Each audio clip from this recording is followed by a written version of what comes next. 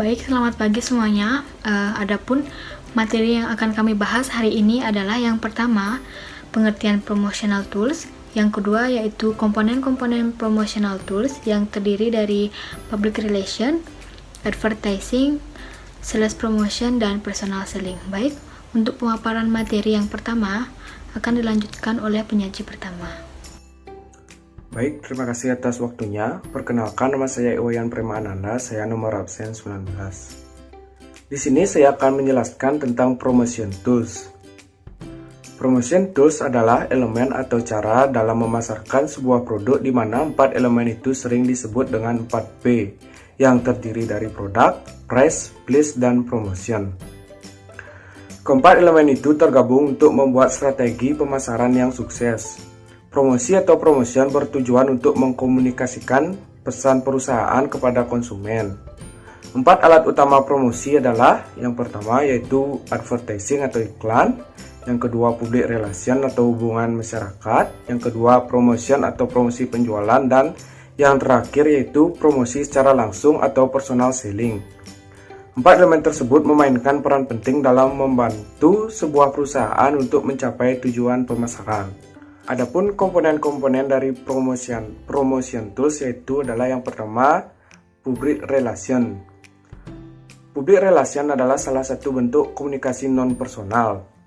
Hal ini bekerja lewat media untuk mempengaruhi target audiensnya. Usaha-usaha yang direncanakan atau plan dan berkelanjutan sustained untuk menghasilkan dan mempertahankan goodwill yang pengertian menguntungkan atau mutual antara organisasi dengan pemiliknya. Poin-poin kunci dari public relation adalah yang pertama yaitu planning. Public relation adalah aktivitas yang direncanakan secara hati-hati. Kemudian yang kedua adalah sustained, yaitu public relation harus berkelanjutan, bukan suatu proses yang one shot. Kemudian yang terakhir mutual, yaitu orang-orang public relation harus mendengarkan, berbicara, menerima, dan sekaligus memberi. Adapun 4 bagian dari public relation yaitu yang pertama, publicity. Publicity merupakan public relation yang bekerja untuk mendorong publisitas yang bagus, mengonter pengaruh dan publisitas yang tidak bagus. Kemudian yang kedua adalah good publicity. Publisitas yang baik tidak terjadi secara otomatis, tetapi diperlukan sejumlah usaha untuk memperoleh ruang dan dalam suatu media. Ketiga adalah new release. Untuk mendapatkan atensi sebuah new release, mesti ditulis dari sudut pandang jurnalis atau customers dan pembacanya atau consumers. Jika Anda membuka bisnis di bidang perhotelan, Anda bisa menyelenggarakan kontes kecantikan setiap minggunya. Hal ini akan membantu Anda mendapatkan publisitas. Dan bagian terakhir adalah bad publicity. Ketika seorang jurnalis memiliki sebuah cerita, dia akan mengikuti alur cerita tersebut. Jika tidak memperoleh kerjasama, dia akan menulis apa yang dia miliki dan mengungkapkan secara sepihak. Dari pihaknya saja, potensi publisitas yang tidak baik harus dikenali. Adapun prinsip dasar dari bad publicity ini adalah yang pertama, plan ahead. Anda tidak bisa menyetop sesuatu yang buruk terjadi, tetapi Anda mampu meminimalkan kerusakan yang diakibatkannya. Kemudian yang kedua, contingency planning. Rencana kontingensi dibuat di depan sebelum seseorang mungkin terjadi. Bila ada sesuatu yang sudah ada rencana yang akan dijalankan, biasanya ada demikian banyak rencana kontingensi. Dan yang terakhir adalah output measurement. Evaluasi dalam hal ini berkenaan dengan volume, yaitu jumlah dan waktu tersedia, cover, jumlah orang yang berbeda dalam segmennya. Yang ketiga adalah location, di mana materi ini muncul di dalam masyarakat, dan yang keempat adalah quantity, penilaian terhadap kualitas covernya, dan yang terakhir adalah tone, kesan yang dihasilkan atas cerita yang dimuat. Baik, perkenalkan, nama saya Nila Sari Dewi. Di sini saya sebagai penyaji kedua nomor absen 6 akan memaparkan materi tentang advertising. Advertising adalah segala sesuatu yang dibayar untuk presentasi non-personal serta usaha untuk mempromosikan suatu ide, barang, dan jasa oleh seseorang yang bisa diidentifikasi. Poin kunci dari advertising yang pertama itu ada non-personal, yang berarti iklan bekerja tidak memiliki hubungan langsung dengan target audiensnya. Yang kedua itu ada presentation and promotion, yang berarti layout dan visual dalam suatu iklan memiliki dampak yang besar terhadap kualitas promosi. Yang ketiga itu ada ide, goods and service, yang berarti iklan bekerja untuk merubah perilaku seorang konsumen. Yang keempat itu ada identified person, yang berarti suatu iklan mestinya bisa diidentifikasi. Selanjutnya itu ada komponen-komponen dari advertising. Komponen yang pertama itu ada creation. Creation artinya diperlukan orang-orang yang terampil dalam membuat suatu iklan yang baik. Komponen yang kedua itu ada principle. Sebuah iklan harus memiliki kriteria. Yang pertama itu ada attract attention, yang berarti target audience harus mampu tertarik dengan bentuk, layout, tipografi, warna, dan posisi dari suatu iklan. Yang kedua itu ada compete with others, yang berarti suatu iklan harus mampu bersaing dengan iklan lainnya. Yang ketiga itu ada be distinctive, yang berarti sebuah iklan tidak boleh serupa dengan iklan yang telah dipajang oleh pesaing.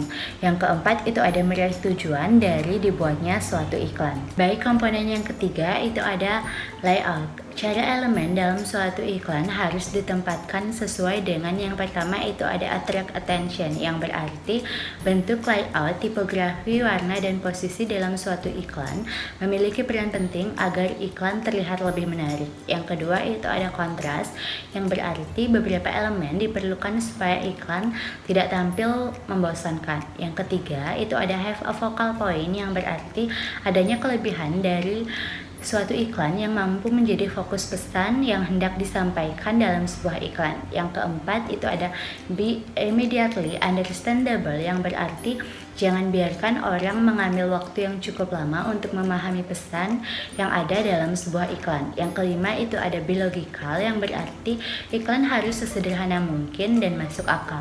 Yang keenam itu ada have movement, yang berarti iklan harus memiliki layout yang bagus sehingga mampu menggerakkan mata yang melihatnya. Yang ketujuh itu ada have synergy, yang berarti setiap bagian dari iklan harus bekerja sama dengan bagian lain sehingga adanya suatu sinergi atas kerjasama dari semua bagian yang ada.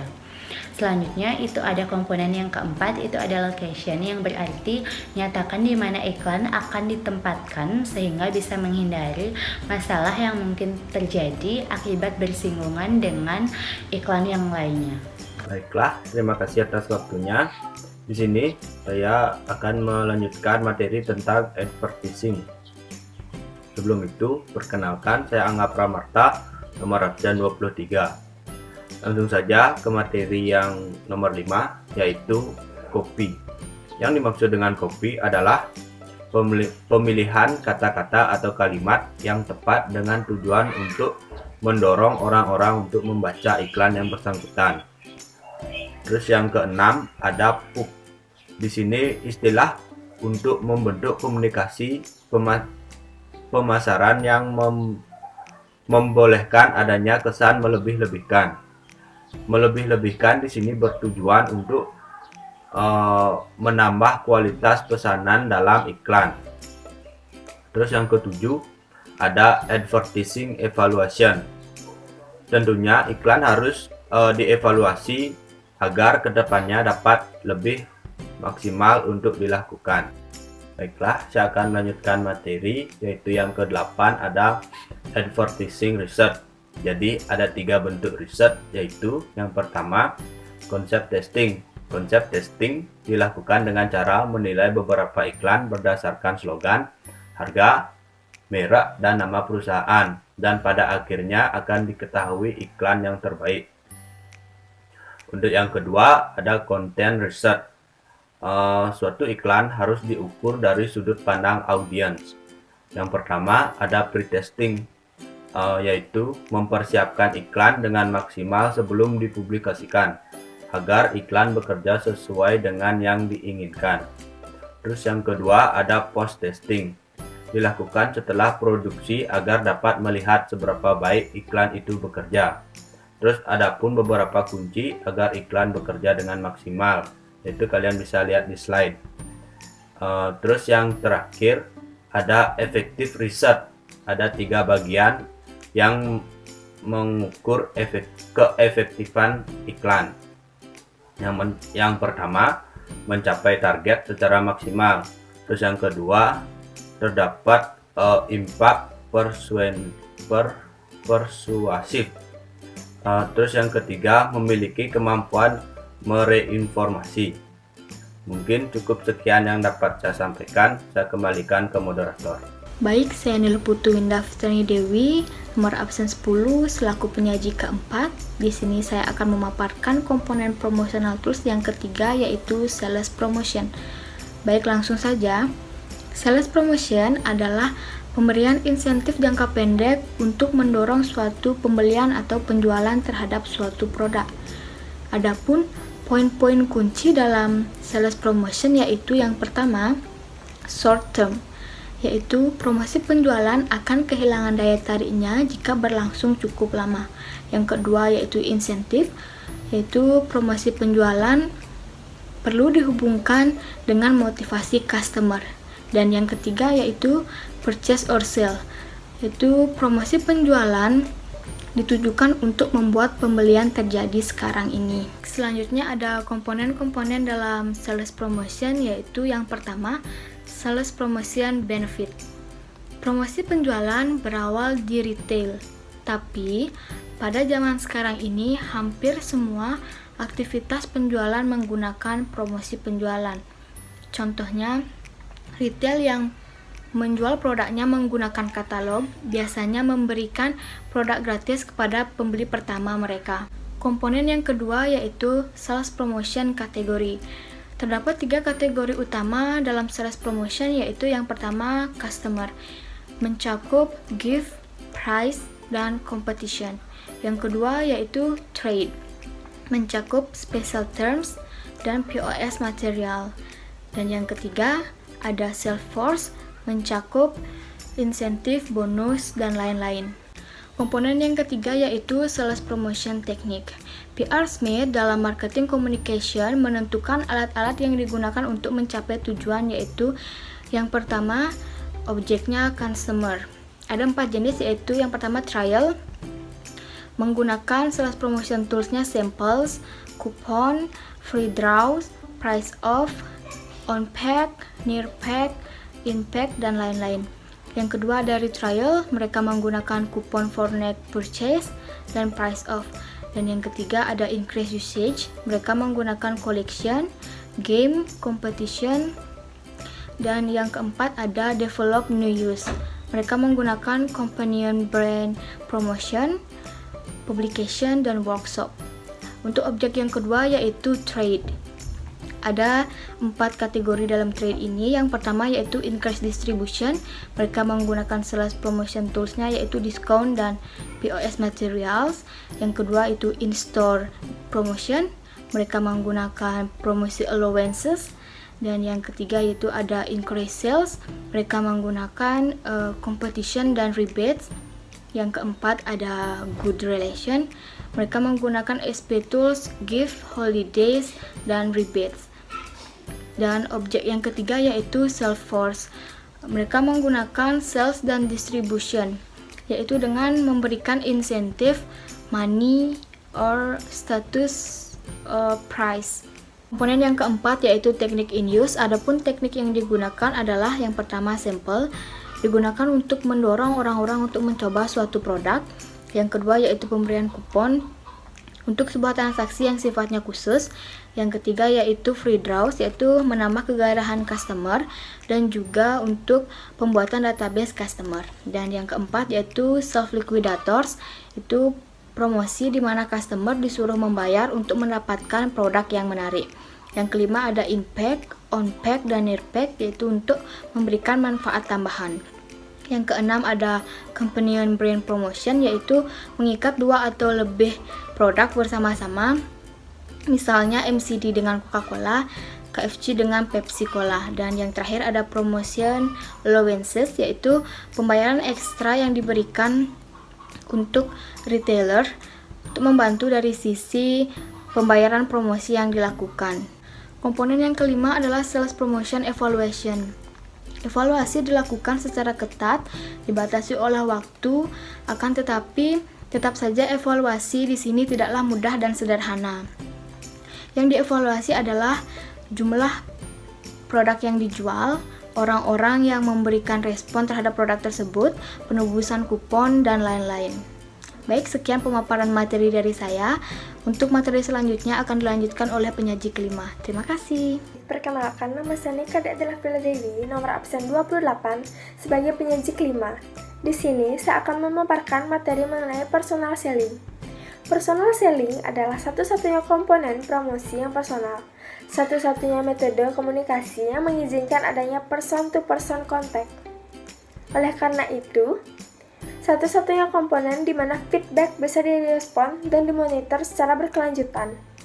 Hanya satu-satunya komponen yang memungkinkan terjadinya komunikasi interaktif secara langsung. Adapun poin kunci dari personal selling, yang pertama ada oral. Selling adalah pembicaraan antar dua orang, atau verbal berarti mempergunakan kata-kata, tertulis, atau dibicarakan. Oral adalah berbicara. Sedangkan selanjutnya ada conversation. Percakapan penjualan adalah percakapan dengan tujuan tertentu. Percakapan biasanya terdapat dua sisi. Yang terbaik adalah di mana salesperson berbicara lebih sedikit ketimbang pembeli potensial. Selanjutnya, ada perspective purchase. Salesperson perlu tahu lewat pertanyaan dan tingkat apa atau dalam proses pembelian, pembeli yang dijumpainya berada. Kemudian, menyesuaikan percakapan untuk menentukan kebutuhan pembelinya. Selanjutnya ada making a sale. Aktivitas pembelian tidak hanya diaplikasikan terhadap produk, tetapi juga pada konsep. Istilah ini berarti seorang telah menyetujui untuk melakukan sebuah tindakan atau menerima sebuah perubahan. Selanjutnya ada komponen dari personal selling. Yang pertama ada sell role. Selling akan selalu memegang peran penting karena seorang harus melindungi usahanya. Di bawah ini ada beberapa cara dalam hal mana penjualan beroperasi. Yang pertama ada retail. Ketika akan menjual kepada retailer, usaha harus dilakukan untuk meyakinkan retailer bahwa model akan selalu beroperasi, bahwa mereka akan memerlukan produk tersebut ada pada tokonya. Selanjutnya ada telesale. Telepon adalah alat yang sangat ideal bagi personal selling. Orang telesale akan mampu berhubungan langsung dengan prospektif customer dan bereaksi dengan cepat atas feedback yang diberikan. Selanjutnya ada business to business. Dalam hubungan bisnis to bisnis, peran seorang salespeople sangatlah vital. Order cenderung besar, teratur, dan berkelanjutan. Selanjutnya ada sell time. Sebanyak 80% dari waktu yang dimiliki salespeople barangkali dipakai untuk aktivitas yang tidak berhubungan dengan penjualan, seperti mengunjungi satu customer, menunggu untuk bertemu customer, menulis order, menangani komplain, menentukan appointment dengan customer, mencari customer baru. Selanjutnya ada sales call preparation. Persiapan adalah kunci sukses dalam penjualan. Apakah Anda ada dalam toko retail atau mengunjungi seorang customer pembeli senior, salah satu perusahaan yang pelanggan Anda, prinsip dasarnya selalu sama. Record. Pencatatan penjualan amatlah vital. Pencatatan ini harus diperbarui dan dikembangkan terus. Hal ini juga harus dicek sebelum bertemu dengan calon customer. Hal itu haruslah mengandung yang pertama, detail personal dari semua hubungan yang telah dilakukan seperti nama, gelar, latar belakang, dan kebiasaan-kebiasaannya. Selanjutnya ada detail perusahaan seperti nama, alamat, telepon, jenis usaha, jumlah karyawan, dan lain sebagainya. Penilaian terhadap potensi yang dimilikinya, status kreditnya, kebutuhan, masalah, kebiasaan pembelian, waktu yang ada. Selanjutnya ada buyer contact, yaitu ada objektif. Tentukan tujuan secara tertulis untuk masing-masing kunjungan sebelum berjumpa dengan customer. Ini akan menjadi dasar dari evaluasi tujuan penjualan didasarkan atas tingkat penjualan terakhir yang dicapai dari proses penjualan dan berusaha untuk menaikkan ke tingkat yang lebih tinggi. Selanjutnya ada personal selling process. Yang pertama ada opening. Perkenalan formal secara positif mengalami proses ini. Biasanya diawali dengan percakapan singkat, kemudian dilanjutkan dengan percakapan dari hal-hal yang sifatnya umum ke khusus sesuai dengan target penjualan. Selanjutnya ada need identification. Identifikasikan kebutuhan pembeli, tentukan sebuah dasar sehingga penjualan bisa berlanjut menuju pemuasan kebutuhan. Selanjutnya ada presentation. Sell paper mempresentasikan manfaat yang mungkin diperoleh. Jika memungkinkan, hal ini bisa dilakukan lewat demonstrasi. Selanjutnya ada objection. Jika ada penolakan, maka hal ini harus segera ditangani agar kebutuhan customer bisa dipenuhi. Selanjutnya ada negotiation. Tentukan harga, pengiriman, detail garansi, dan sebagainya. Selanjutnya ada close. Tindakan menutup penjualan adalah mendapatkan order atau sepakat untuk melanjutkan lagi di kemudian hari. Yang terakhir ada follow up. Sebelum pergi meninggalkan customer, cepatlah menulis sebuah laporan kunjungan yang berisikan detail wawancara. Seperti perbarui catatan tentang customer, highlight detail personal, catat apa yang telah disepakati, lakukan tindakan yang memungkinkan. Selanjutnya ada self force motivation and training. Pelatihan yang berkelanjutan memiliki dua tujuan. Yang pertama, memberikan personal contact. Yang kedua, membuat keterampilan personal yang tetap tajam dan menforce kebiasaan yang baik. Materi yang diberikan biasanya, yang pertama, teknik melakukan kontak dengan customer, negosiasi, dan penjualan. Yang kedua, product knowledge, teknik demonstrasi. Motivasi biasanya diberikan dalam bentuk, yang pertama, insentif finansial, yang kedua ada reward berupa status. Yang keenam ada sales evaluation. Ada 3 jenis evaluasi. Yang pertama, immediate. Masing-masing kunjungan penjualan bisa diukur berdasarkan atas objektif yang telah ditentukan. Yang kedua ada overall, mengevaluasi kinerja secara keseluruhan terhadap lamaran penjualan bagi masing-masing wilayah. Yang terakhir, yang ketiga itu ada efisiensi. Efisiensi penjualan bisa diukur berdasarkan tingkat pengeluaran yang terjadi terhadap budget atau bisa juga dengan membandingkan antara volume dan nilai bisnis yang dihasilkan dengan budget. Sekian, terima kasih.